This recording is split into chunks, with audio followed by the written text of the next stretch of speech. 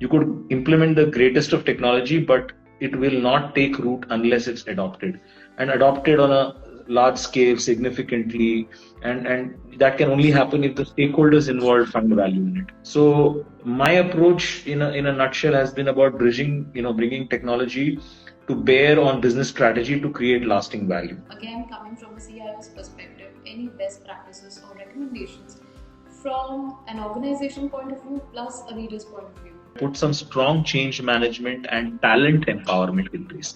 Change management, like I said, very important for any transformation, but talent empowerment is something that probably gets swept under the rug. I think as a CIO, I know that I am worthless if I don't have a great team. Right? So talent is something that gets overlooked, and especially in today's day and world where technology is changing at such a fast pace, everybody needs to upskill. Lastly, if you could have a dinner with any tech visionary or a tech leader, past or present, who would it be and why? Okay, any past or future, past or present, any tech visionary. Correct. I'm going to go Indian. I would say I would love to have a sit down with Nandan Nilekani. I think what he has done is absolutely phenomenal. With the whole UIDAI, Aadhaar project, UPI, ONDC. How he has scaled digital infrastructure or the impact it is having on India today. India is now growing as an economy. One of the key, I think, building blocks to this was built by Nandan Nilekani. So I think, just sitting with him for a cup of joe or maybe just a lunch or something would be a masterclass in visionary leadership, digital transformation, how do we build for the future? I would love to do that.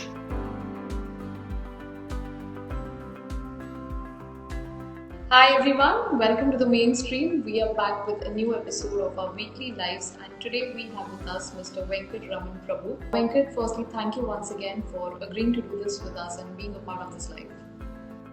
Thank you. It's a pleasure to be here, Simran. Absolutely. Currently, he is the Chief Information Officer at Reliance Ventures Limited, where he leads the digital strategy for a diverse portfolio of businesses. With over 24 years of experience in technology and business transformation, Venkat has also driven multiple initiatives for global organizations including Microsoft, Vodafone and Barclays. Currently, his expertise spans across various sectors including cloud computing, AI, process transformation, IT governance as well, making him a true leader in shaping the future of digital innovation. Venkat, thank you once again, and that being said, can you tell our viewers a little bit more about this experience and how your journey has been overall? Sure. Thank you for the wonderful introduction. My journey has been quite interesting that way. I know you mentioned Vodafone, Barclays, Reliance Group. But I was part of Tata Consultancy for almost a decade. And as a consultant, I had an opportunity to work with, General Electric and American Express and so many other Fortune 100 companies.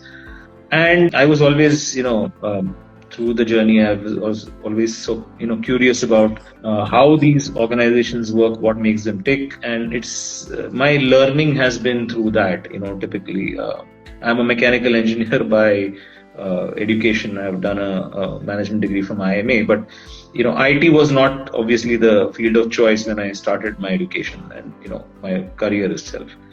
But if I were to look at my journey from the lens of what I'm doing today, the digital transformation and technology lens, then I would say that the biggest learning I've had, and looking at so many success stories, is that digital transformation is not just about technology. In fact, if I were to kind of maybe put this into perspective, there are three pillars, technology, people, and ways of working. And technology is often given a lot of importance, a lot of space, but I don't think there's enough, space given to, the people aspect of it and the ways of working and what kind of business value is getting generated. And that's where, in fact, if I were to say, if you want to implement technology, if you're doing that to bring about some business value and empowering people to do smart work, that is the sort of recipe for success for any digital transformation project. And right through my journey, this has been a constant theme, irrespective of the way the technology landscape has changed. This has not changed. Also, another big aspect of this is change management. Now, change management, when I talk about change management, is that you could implement the greatest of technology, but it will not take root unless it's adopted, and adopted on a large scale significantly, and that can only happen if the stakeholders involved find value in it. So my approach in a nutshell has been about bringing technology to bear on business strategy to create lasting value. So, and then this is probably a theme that will remain current even for the future, right? Right. Along the lines, because you've led a lot of digital strategy initiatives for global organizations, Venkat, I want to understand from you what role technology plays, or how do you ensure that technology aligns with both short-term as well as long-term business objectives? Yeah.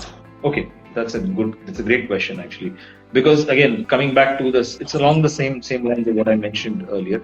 See, there are three major things I would say from a be it short term or a long term perspective. You need to have business first technology enabled approach. It's very easy to get caught up in some exciting technology. Like today, the whole world is running after AI, and very soon maybe there'll be the same case for quantum computing. But when you are, AI is an extremely exciting technology, and most of us today have experienced, at least the large language model aspect of it, it's made life a lot easier for a lot of people. However, AI, a lot of times, if you go in to do AI, if you want to do AI for the sake of doing AI, which is an easy trap to get into, that can lead to a challenge. So the first point is business first, technology enabled. Right, so you need to put business first. If there is any sort of technology that is attractive, need to question whether it is going to bring value to business. Second, you need to be very agile. You need to have a agility in your strategic roadmap. Right, so you need to look, and it has to be dual speed. So you need to be able to say that I'm going to look for quick wins for immediate impact, because that's how that interest in it is going to get sustained. However, you need to have a long-term roadmap for sustained transformation, which brings in the whole aspect of change management, ensuring that you are agile and flexible enough to take your short-term goals and plug them into your long-term initiatives. And typically, short-term goals, I would say some things like operational efficiency, quick automations, customer engagement, but long-term, you need to think about scalability, innovation, how do you differentiate yourself in the market? So that's the second part. And the third part, I would say, is that you need to future-proof all of this through strong innovation and governance. IT governance is often sort of maybe not given the the respect it is due. I think when you put in such structures, when you innovate through technology, it's very important to also ensure that you are putting in strong IT governance. To balance innovation with risk management. So just a simple example would be people are now really talking about the ethics of AI. How do you ensure that there is ethical AI out there? And this is what I'm talking about when I say there has to be good governance, strong governance to balance the risks associated with any new technology coming in. So I think from getting your technology investments aligned with business value to ensuring your digital strategy is flexible to the point that you are building a strong foundation for future growth. That's the secret sauce, and that's how I look at each initiative, short term or long term. That's very well put across. Thank you, Venkat. And next, I want to also ask you. You have worked with Fortune 100 companies like Microsoft, Google, and Barclays. If you could perhaps tell us, an example with us of any significant digital project that you have personally led and how it has changed your leadership across, evolved over the years. Okay, so I'll take an example of it seems simple at first, and that's the reason I'm taking this example, because this was a project that I think this was done for Vodafone South Africa. I was part of the Vodafone group, and interestingly, the problem statement was simple. The customer complaints were on the rise. Their revenue was starting to take a hit, and there were some challenges in that space. So we were trying to pull together, and again, the ask was that we bring technology to bear to solve that problem. Now, interestingly, when we broke down the problem statement, and this is the approach we took. So first up, we had multitudes of stakeholders, right? We had the leadership team, we had the vendor ecosystem, we had the customer ecosystem, and the complexity of the problem was that there was no one particular reason why this was happening. If we knew the cause for it, and we could easily then apply some technology and solve that problem. But the main point was, how do we get to that point? So interestingly, the approach we took was to kind of, so what we did was essentially we looked at the problem from a very different lens, and we realized that the main challenge, and this is a problem it was a multi-hydra sort of headed challenge. The leadership team was not able to take decisions quick enough to impact certain market conditions.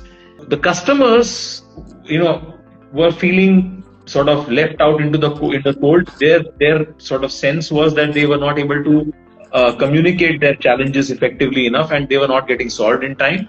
At the same time, the vendors felt that they were trying their best, and they were doing all they could to ensure that so the vendors were sort of the bridge between the telecom company and the customer ecosystem. So nobody was able to pinpoint. And so one thing we realized is that first and foremost, we did not have enough insight into the problem itself. So one aspect of technology was that we said we need to have data-driven decision making. So we started to integrate multiple different heterogeneous systems into at that point in time, we were doing a data warehouse, right, a data lake sort of strategy. So we brought all the various data points into a data warehouse, started to pull together metadata on top of it, correlate various patterns, and at that point, we didn't call it AI, it was basically machine learning of sorts, where we actually engaged computer-based algorithms to start identifying patterns in the data. And we got some very great insights. And these, some of these insights actually led to very, efficient decision making by leadership, wherein new products and new services were being rolled out at a much faster pace. So just by looking at the data and bringing that data to bear onto the business problem, we could solve a huge chunk of the problem itself.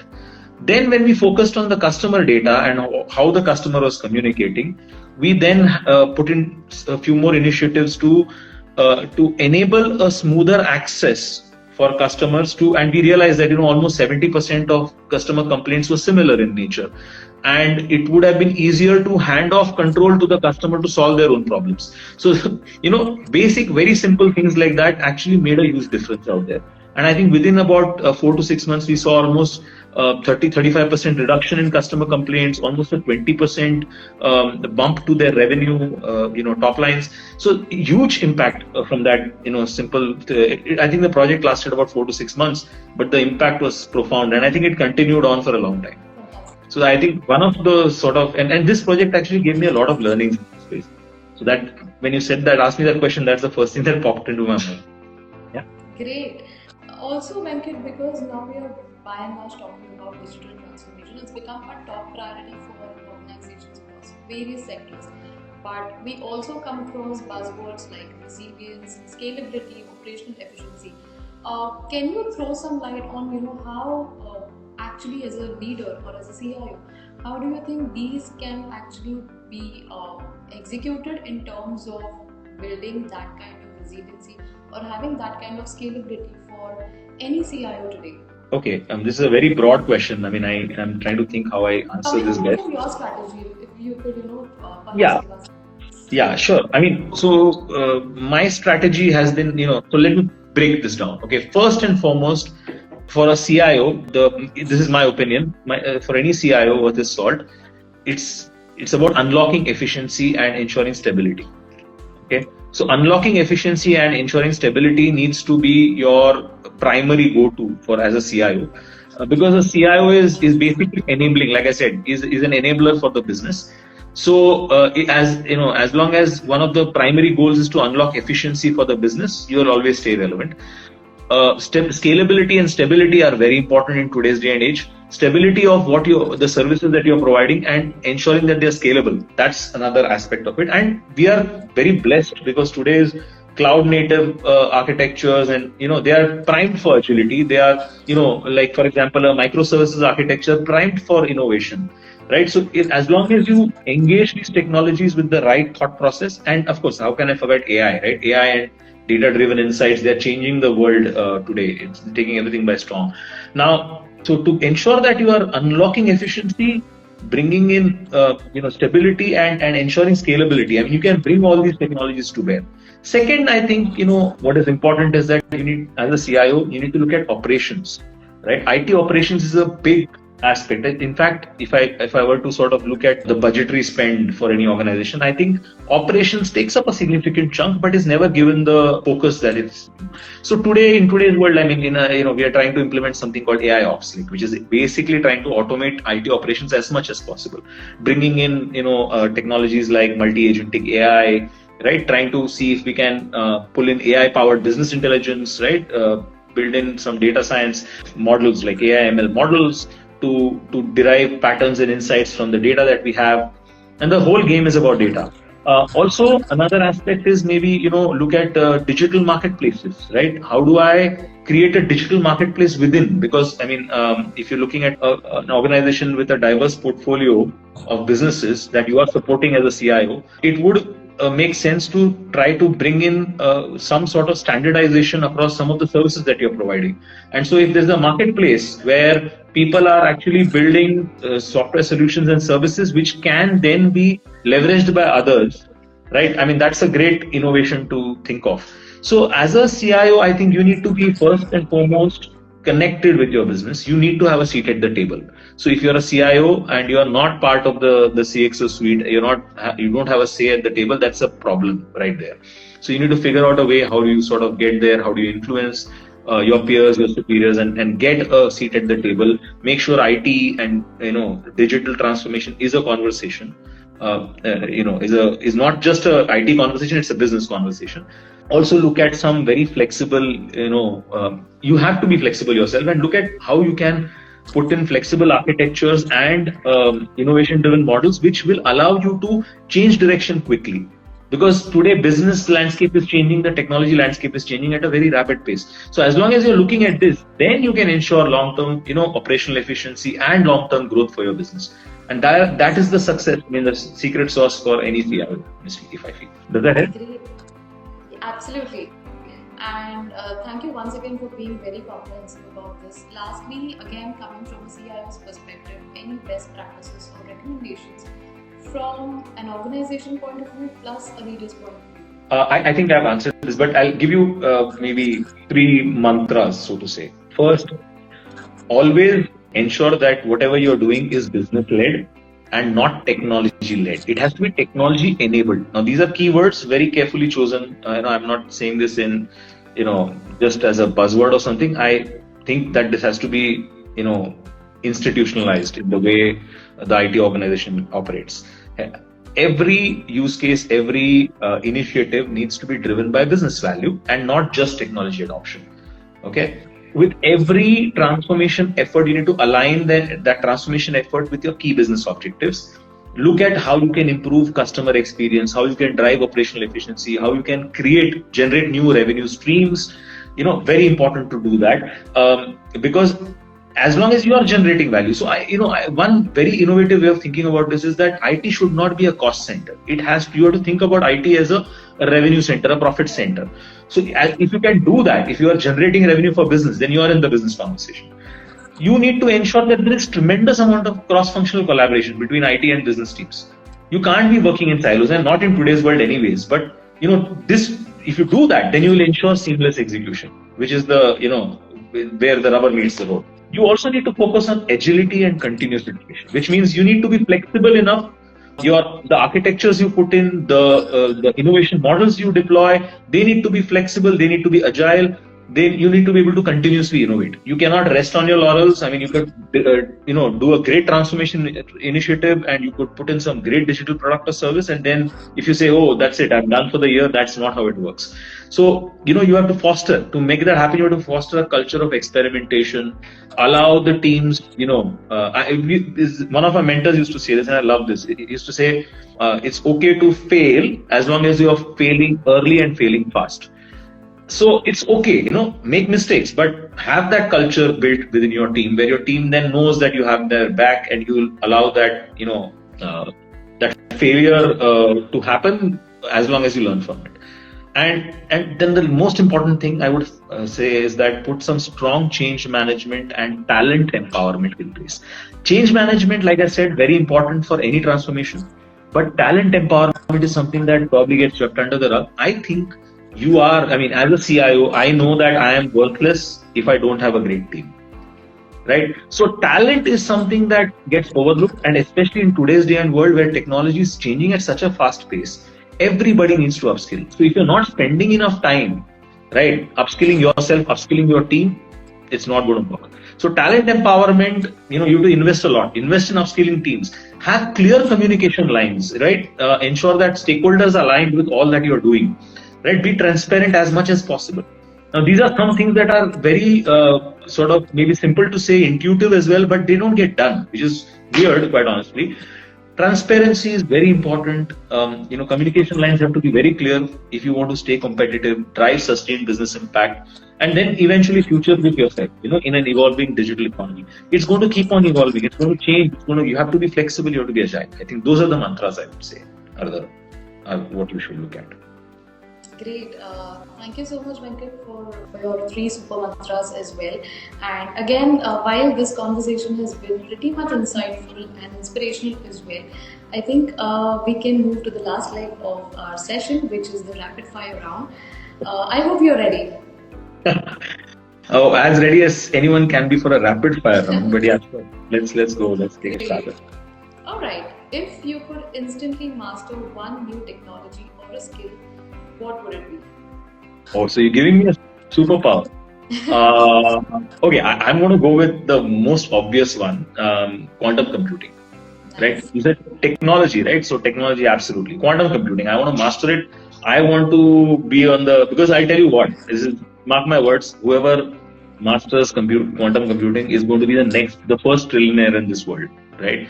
They're going to make money, they're going to change the landscape of how we live. Right, so quantum computing is very powerful, and I would love to.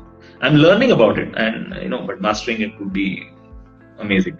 It's going to change everything that we, it's going to bring in efficiencies at the nth degree. Yeah, so definitely that. Would it be the next AI? I mean, AI powered by quantum computing is going to be. I think we will finally break the the code on broad AI. Where you actually will have an android thinking like a human being in all aspects if quantum computing comes to bear. It has its risks, of course, but yeah. Great. Next, if you weren't in the tech space, what other career path would you pursue? If I wasn't in the tech space, yeah, I mean, okay, that's a difficult rapid fire. Sorry, I'll answer. I would probably be into behavioral economics. Behavioral economics fascinates me. Because what it does is it combines human psychology with data-driven insight. So there's a bit of technology there as well, but it helps you understand human decision making. So behavioral economics is all about why do people take decisions that they take, right, in certain contexts and circumstances. So it has incredible value when you look at anything to do with what we are doing today, like customer experience, design, digital adoption, change management even. So behavioral economics is something I would have maybe that would have been a career for me, psychology. And next, one tech trend that you're most excited about right now. I think I know the answer, but I'll still let you answer. Okay, I'm not going to say quantum computing because it's not a tech trend as yet. I'm going to say AI-driven automation, autonomous decision making. Right, you are seeing a lot of applications for that today, and it's going to really, and it's not coming to its own. It's a trend, and that's why I'm mentioning it.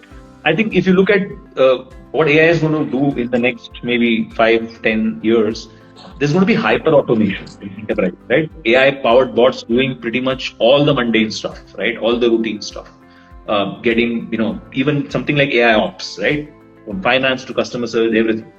Also AI augmented decision making, huge impact from a decision making point for leadership, right? Enabling leadership. See, that's never going to go away, at least not in the very near future.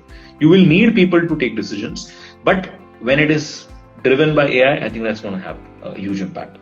And of course, like I talked about, currently what we are working on, like agentic AI, right? Having AI agents or co-pilots working with you, enabling and powering, to the next level. So all of this, I think, that's the game changer. Great.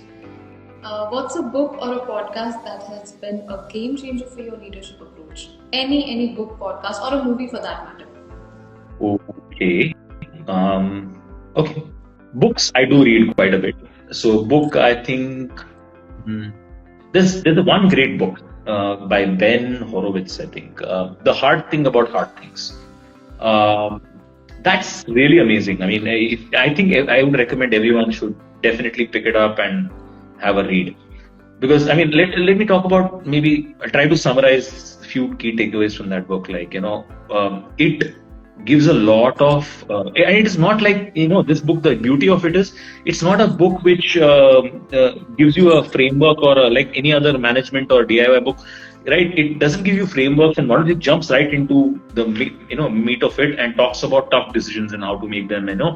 So it talks about embracing uncertainty, tough decisions. It talks about leading with transparency, having resilience in your decision making, and most importantly, one thing that it tells you, which is why I said there's no framework. It says that there's no perfect playbook, right? It encourages you to adapt, experiment, and execute with conviction. So conviction, it should be there in execution, but you should always be flexible enough to adapt and experiment. I think that's the thing. And podcasts, and I think problem with today is that we don't get as much time to read and all that. So whenever I'm traveling, I listen to podcasts. One person that has blown me away, and I definitely listen to that podcast, is Naval Ravikant. So you should definitely, I would recommend that you should maybe listen to Naval Ravikant. He's got some amazing philosophies, right, about labor, capital, how to use technology and content, so it's very interesting. Great. Thank you for these recommendations as well. Lastly, if you could have a dinner with any tech visionary or a tech leader, past or present, who would it be and why? Okay. Any past or future, past or present, any tech visionary. Correct. I'm going to go Indian. I would say I would love to have a sit down with Nandan Nilekani. I think what he has done is absolutely phenomenal. With the whole UIDAI, Aadhaar project, UPI, ONDC.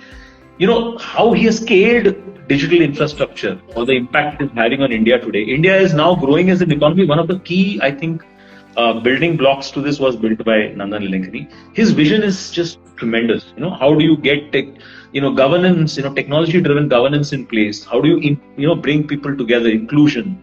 The leadership vision that he has for the rapidly changing world, mind-blowing. So I think, just sitting with him for a cup of joe or maybe just a lunch or something would be a masterclass in visionary leadership, digital transformation, how do we build for the future?